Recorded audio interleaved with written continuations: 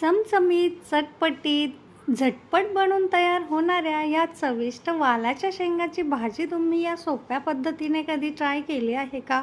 नसेल केली तर चला तर मग त्यासाठी येथे आपण वालाच्या शेंगा ज्या असतात त्या स्वच्छ धुवून निवडून घेतलेल्या आहे. आता एका बाउलमध्ये आपण अर्धी वाटी शेंगदाणे, जिरे, कोथिंबीर, मीठ, हिरवी मिरची आणि लसूण घेतलेला आहे. आता ह्याची आपल्याला पेस्ट तयार करून घ्यायची आहे.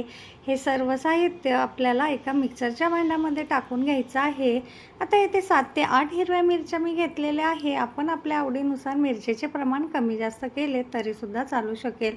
आता थोडं थोडं करून पाणी टाकून ह्याची आपण थोडीशी जाडसर अशी पेस्ट तयार करून घेतलेली आहे. आता ही पेस्ट साईडला ठेवून देऊया आणि पुढची तयारी करून घेऊया. आता एका कढईमध्ये 2 ते 3 चमचे तेल छान असं कडकडीत गरम करून घ्यायचं आहे.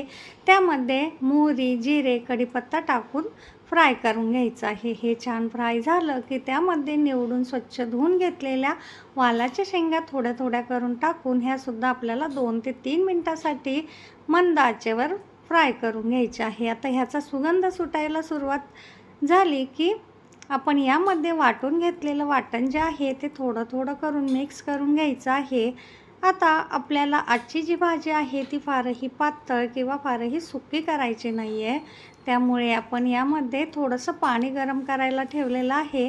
आता 3 ते 4 मिनटं शेंगा फ्राय केल्या की हे गरम पाणी यामध्ये अर्धा ग्लास मी टाकून ह्याच्यावरती 2 ते 3 मिनटासाठी झाकण ठेवून दिलेलं आहे.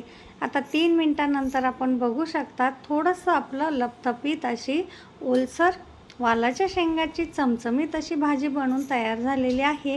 थोडीशी बारीक चॉप केलेली कोथिंबीर टाकून घ्यायची आहे आणि भाकरीसोबत किंवा चपातीसोबत गरम गरम सर्व करायची आहे.